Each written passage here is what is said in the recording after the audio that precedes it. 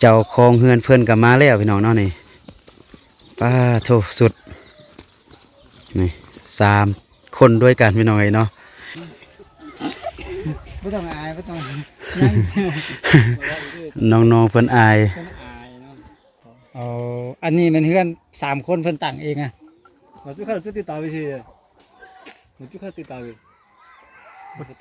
แม่นเนาะ3 คนช่วยกันตั้งเนาะเดย เอาทำบนนอนเพิ่นก็ได้ว่าผู้ใดนอนบนใดผู้ใดนอนบนใดหั่นน่ะ ขอถามหน่อยหนึง cứ rõ những sao เดี๋ยวเฮาจะอันสอบถาม ได้บ่ นอนเพิ่น แล้วเพิ่นบ่อยากบอก ถ้าเพิ่นบ่อยากบอกก็บ่เป็นหยัง เบิ่งอันลองเปิดมาเบิ่งห้องนอนเบิ่งเข้าไปในเพิ่นได้บ่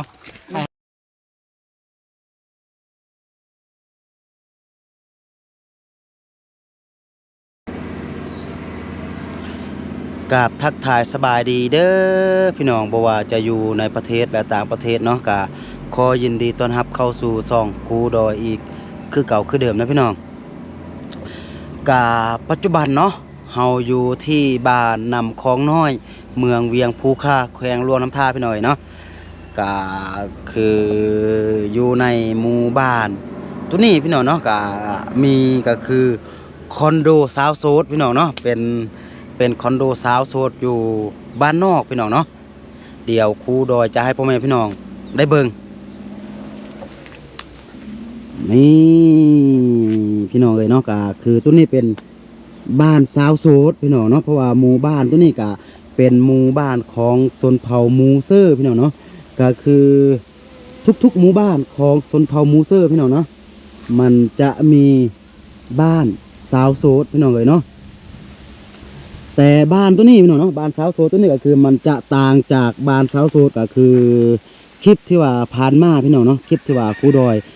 ลงให้พ่อแม่พี่น้องได้เบิ่ง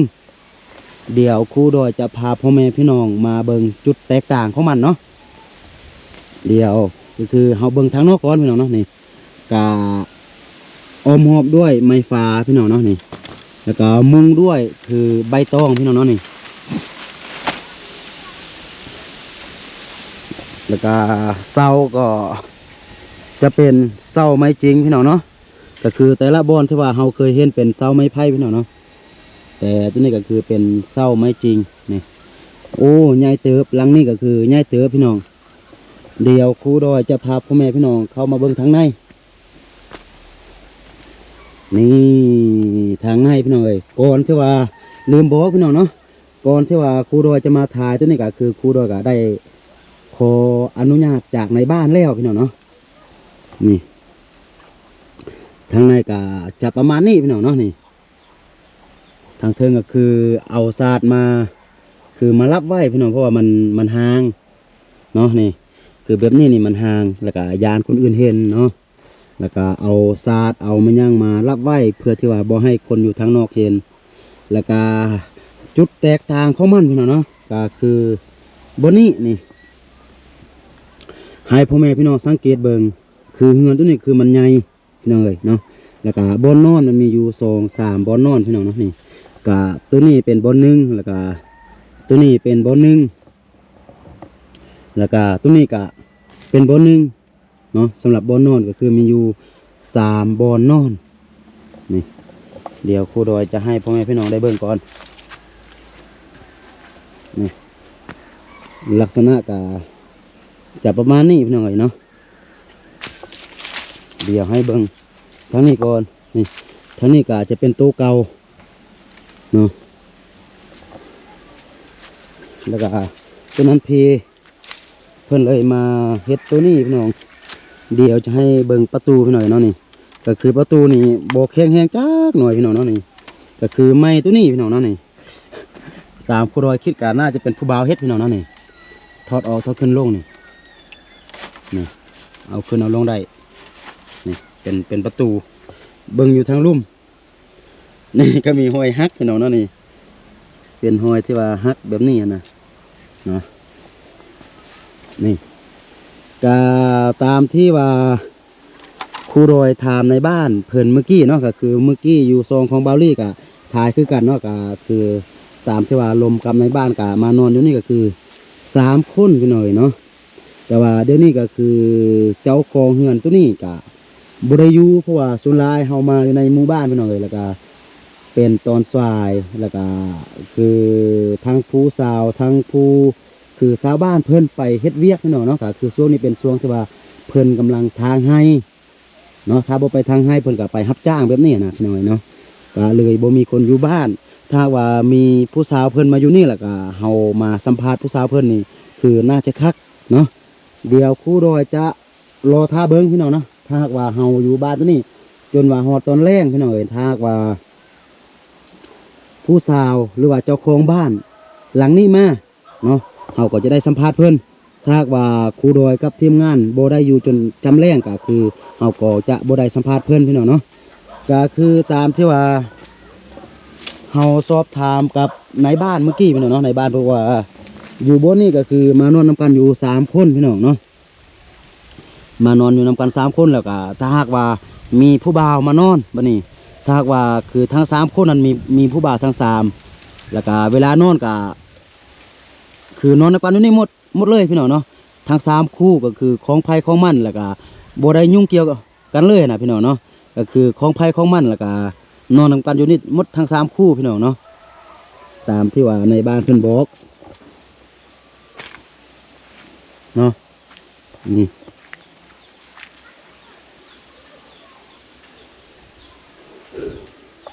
ก็ตัวนี้เป็นจุดแตกต่างจากที่ผ่านๆมาที่ว่าเราเคยเห็นเนาะพี่น้องเนาะก็ที่ผ่านๆมาก็คือหลังนึงพี่น้องเนาะจะมีแต่คู่นอนคนเดียวขนาดพี่น้องเนาะแต่ว่าตัวนี้ก็คือมันมีอยู่ผู้สาว3คนนอนน้ำกันอยู่นี่พี่น้องเนาะเบิ่งให้พ่อแม่พี่น้องเบิ่งสภาพบ้านก็คือทางเทิงนี่ทางเทิงนี่คือโล่งๆเลยพี่น้องเนาะบ่มีหยังเลยนี่โธ่เนาะกะบนนี่ก็เป็นจุดสูงสุดนะพี่น้องเนาะนี่กะบ่ได้สูงปานใดกว่าที่ว่าเพิ่นจะมานี่ก็มีอยู่3ทางพี่น้องเนาะทางที่ว่าผู้บ่าวเพิ่นจะมานะนี่ก็จะมาทางนี้ก็ได้เนาะแล้วก็อีกทางหนึงก็คือทางนี้เนาะพี่น้องเนาะนี่ทางนี้ก็ได้แล้วก็อีกทางหนึงก็คือทางเทิงนี่เนาะพี่น้องมีอยู่3ทางตัวนี้แหละก็แมนตัวเก่าพี่น้องเนาะตัวที่ว่ามันเก่าแล้วมันเพี้ยแล้วเพิ่นกับมางออกนี่ให้พ่อแม่พี่น้องสังเกตเบิ่งแต่คืออยู่บนนี้พี่น้องเนาะนี่ก็คือเกลี้ยงเลยเบิ่งนี่ก็คือผู้บ่าวน่าจะมาลายอยู่เนาะส่วนประเพณีแล้วก็ฮีตของต่างๆพี่น้องเนาะก็คล้ายๆเดียวกันคือกับคลิปที่ว่าผ่านมาเนาะพี่น้องถ้าหากว่าท่านใดยังบ่ได้เบิ่งคลิปของครูดอยในคลิปก่อนเนาะก็คือคลิปผ่านมาก็สามารถเลื่อนก็คือลงไปเบิ่งได้พี่น้องเนาะคลิปที่ว่าครูดอยลงก็คือผ่านมาก็คือ2คลิปก็คือรายละเอียดคืออยู่หั่นหมดเนาะพี่น้องเนาะก็คือทุกๆรายละเอียดทุกๆคำถามมันจะอยู่ในคลิปตัวนั้นเนาะแต่ว่าตัวนี้ครูดอยอยากมาถ่ายให้พ่อแม่พี่น้องได้เบิ่งก็คือตัวนี้ก็เป็นคอนโดของผู้สาวนั่นแหละพี่น้องเนาะก็คือเป็นเฮือนของสาวโสดแต่ว่าถ้าเทียบใส่ในเมืองก็คือเป็นคอนโดเป็นบ้านพักเป็นโรงแรมแบบนี้นะพี่น้องเนาะแต่ว่าอยู่บ้านนอกเพิ่นบ่มีจะเป็นแบบนั้นนะบ่มีบ้านพักบ่มีคอนโดบ่มีโรงแรมเพิ่นก็เลยเฮ็ดเป็นเฮือนหลังน้อยๆตัวนี้ซึ่งว่าตั้งชื่อว่าเป็นบ้านสาวโสดแบบนี้นะพี่น้องนี่ก็เปรียบเหมือนคอนโดอยู่ในเมืองเลยเนาะ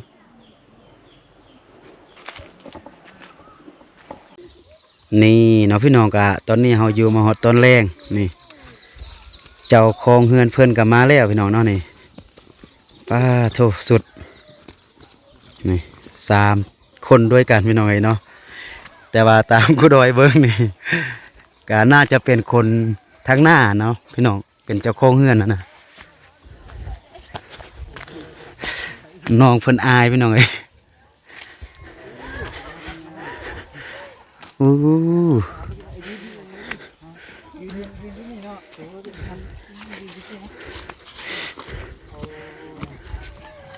ามพ่อแม่พี่น้อ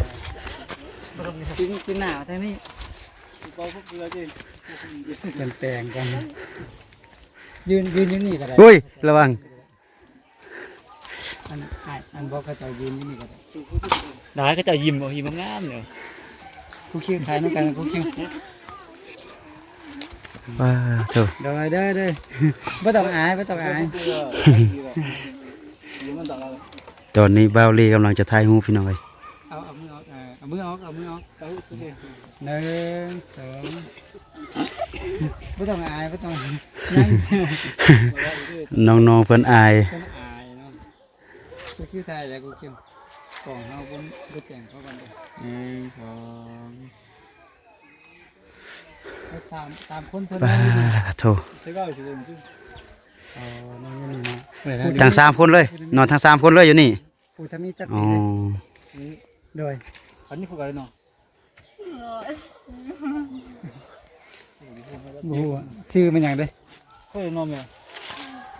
나 뭐라. 나 요. นางโยผู้ต่อมาเลย 우다.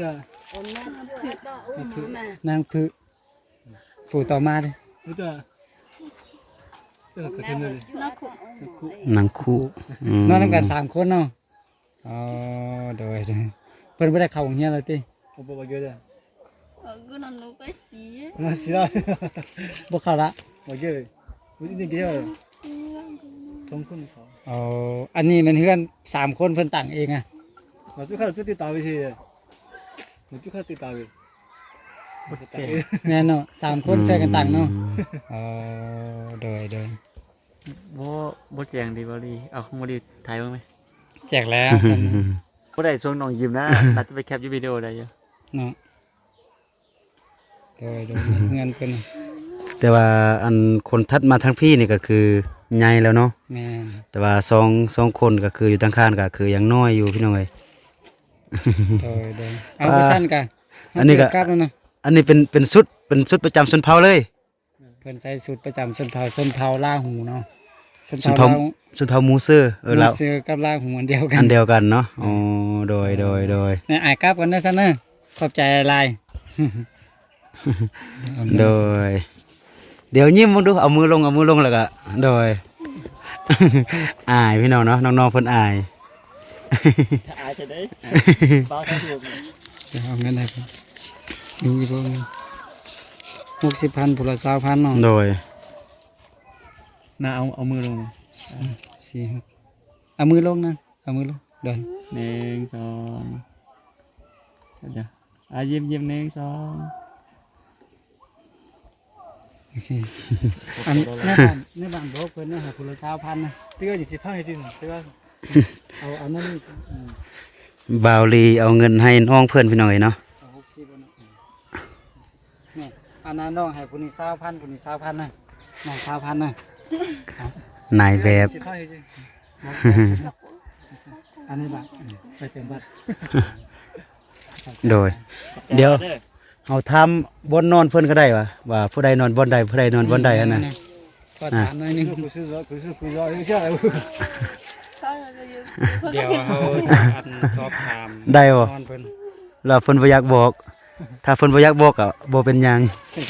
เบิ่งอันลองเปิดมาเบิ่งห้องนอนเบิ่งเข้าไปในเพิ่นได้บ่ให้เพิ่นเข้าไปในนั่น โอ้ถ่ายแต่หนังได้ครับก็เนาะ โดย โดย นั่งลองเข้าไปเบิ่ง เอาคนนึงนี่นั่งปาดประตูนี่ นั่งนี่ก่อนนะ น้องเพิ่นอายพี่น้องเอ้ย เนาะเข้าโอเคบ่ต้องกระยานะ โดยอีกอย่างเฮาก็เป็นคนแปลกหน้าเด้อเนาะบาลี แม่น บาลีเนาะโดย บอนนอน นี่ หน้าแปลก จะอายกลับก่อนเด้อบายบายเบิ่งสร้างบ่บายบายแบบนี้นะ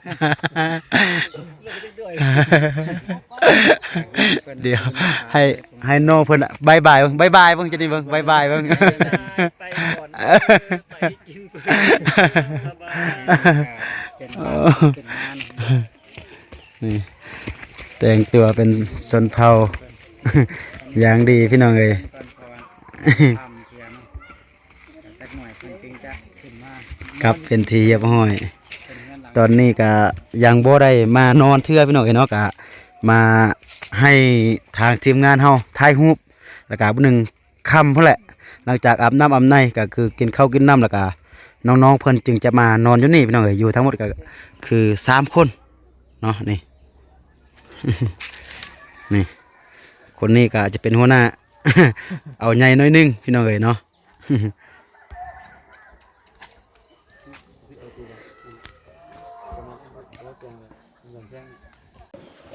ก็จะประมาณนี้เนาะพี่น้องสำหรับคลิปนี้ก็บ่มีหยังหลายมีแต่อยากมารีวิวก็คือบ้านของสาวโสดให้กับบรรดาพ่อแม่พี่น้องได้เบิ่งเนาะว่าบ้านสาวโสดคืออยู่บ้านน้ำคลองน้อยกับบ้านสาวโสดอยู่ที่บ้านดอนไม้แล้วก็บ้านน้ำน้อยปลามันพี่น้องเนาะก็คือ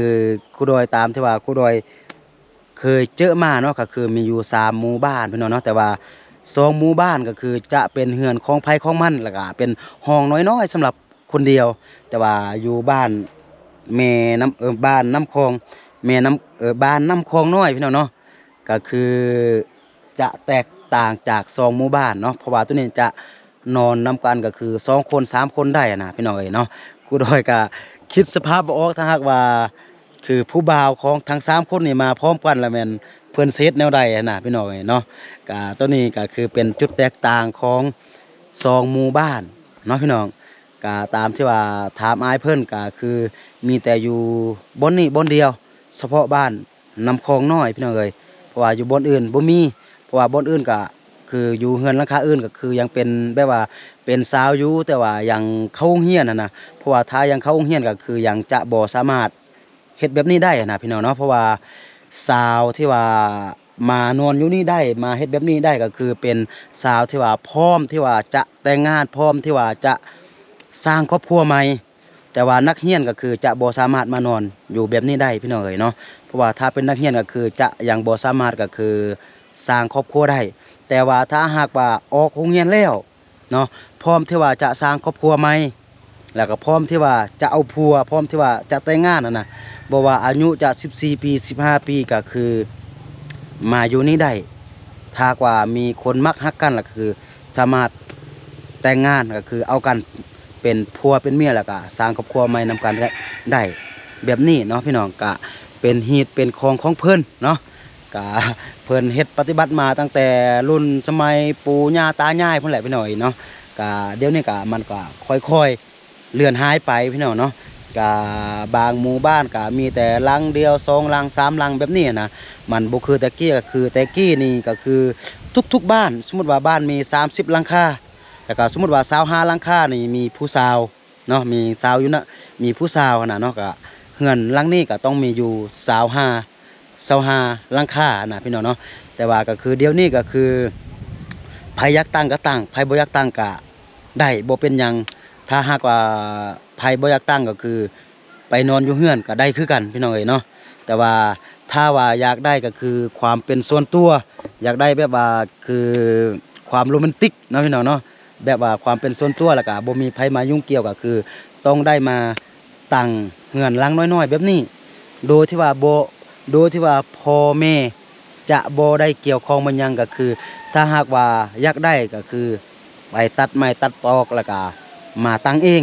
แบบนี้แล้วก็ฮอดตอนค่ำก็คือ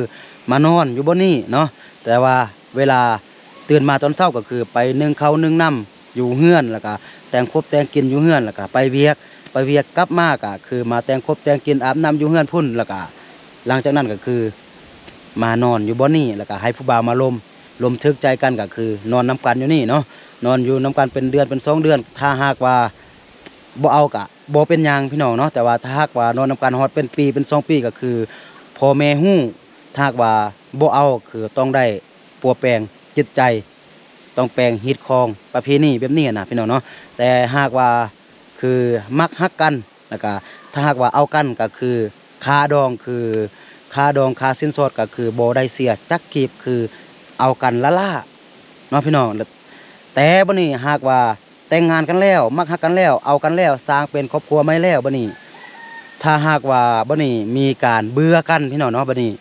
ถ้าหากว่าก็คือผู้ชายจะทิมฝ่ายหญิงก็คือต้องได้แต่งฝ่ายหญิงเนาะก็คือต้องได้ปรับใหม่ ตามนั้นถ้าหากว่าผู้หญิงจะปะฝ่ายชายก็คือต้องได้แต่งคือกันก็ต้องได้ปรับใหม่คือกันก็คือท้องฟังทั้งสองฝั่งสองฝ่ายก็คือสิทธิเสมอภาพกันเนาะตามที่ว่าครูดอยฮู้ข้อมูลก็คือคร่าวๆพี่น้องเอ้ยเนาะโอเคจะประมาณนี้เนาะพี่น้องสำหรับคลิปนี้เนาะแล้วก็สุดท้ายนี่ก็ขออวยชัยให้พรเนาะให้หมดสุขหูสุขคนจงอยู่ดีมีแห้งอยู่ดีมีสุขเนาะแล้วก็อย่าลืมกดไลค์กดแชร์เพื่อว่าเป็นกำลังใจให้กับทีมงานของพวกเราเนาะในการก็คือไปช่วยเหลือสังคมไปเฮ็ดความดีเนาะสำหรับคลิปนี้ครูดอยกับทีมงานต้องขอตัวลาไปก่อนเนาะสบายดี